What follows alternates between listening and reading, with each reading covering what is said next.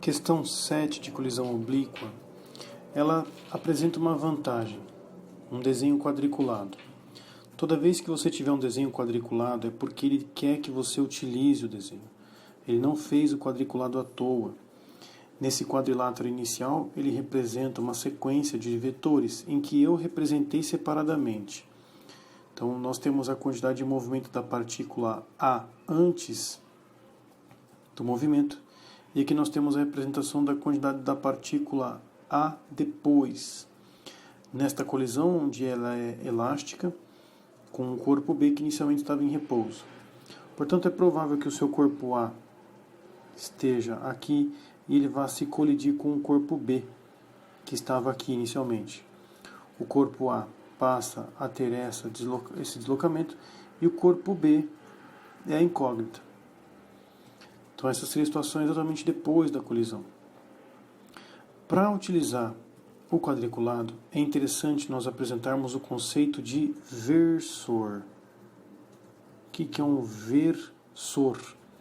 Versor é uma unidade de medida para vetores, tanto no eixo Y, como eu estou desenhando aqui, como no eixo X. Perceba que eu estou utilizando o quadriculado para indicar a quantidade de quadradinhos que eu estou utilizando no eixo X e quadradinhos do eixo Y, para que eu possa desenhar o vetor do movimento do corpo A. Eu utilizo 3 quadradinhos com direções para a direita e 3 quadradinhos numa direção vertical para baixo. Essa quantidade de quadradinhos e a representação do sinal deve ser anotada, pois antes, quais são os versores que eu tenho? O versor do eixo X são 3, e esse versor do eixo X, na física, é simbolizado pela letra Izinha, I minúsculo. Portanto, eu vou representar que existem 3 versores Izinhos, e essa indicação de setinha é para representação de vetorzinho, como se fosse uma miniatura de vetor. Além desses versores do eixo X, nós temos os versores do eixo Y, que é representado pela letra J.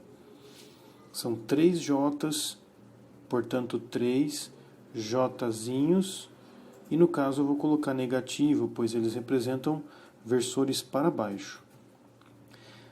Feita essa análise dos versores, eu posso chegar à conclusão que no final o vetor resultante, que representa a quantidade de movimento dessa situação, ela apresenta 3 versores para a direita no eixo X e 3 versores para baixo, no caso do eixo Y. Olhando agora para a quantidade de movimento depois, este resultado precisa e deve ser exatamente igual. Portanto, no eixo X tem que existir um saldo de 3 versores horizontais para a direita e 3 versores para a esquerda, para baixo, no sentido vertical, na direção vertical, sentido para a esquerda. Direção vertical, sentido para baixo. E aqui, direção horizontal, sentido para a direita. Bom, agora, para que eu chegue a esses versores aqui no saldo final, eu preciso verificar o que temos no desenho. Eu tenho apenas um versorzinho para a direita e um versorzinho para cima, para representar este vetor, que é o vetor do A depois. Então eu vou anotar aqui que é um versorzinho I para a direita e um versorzinho J, no caso para cima. E aí vem a grande dúvida: que vetor eu preciso representar para o B para que essa conta resulte nisso? Se um versor I já foi representado e eu preciso de um saldo de 2, é bem provável que eu tenha que representar 2 versores I, para que a soma dê o valor final, para que coincida o antes e o depois.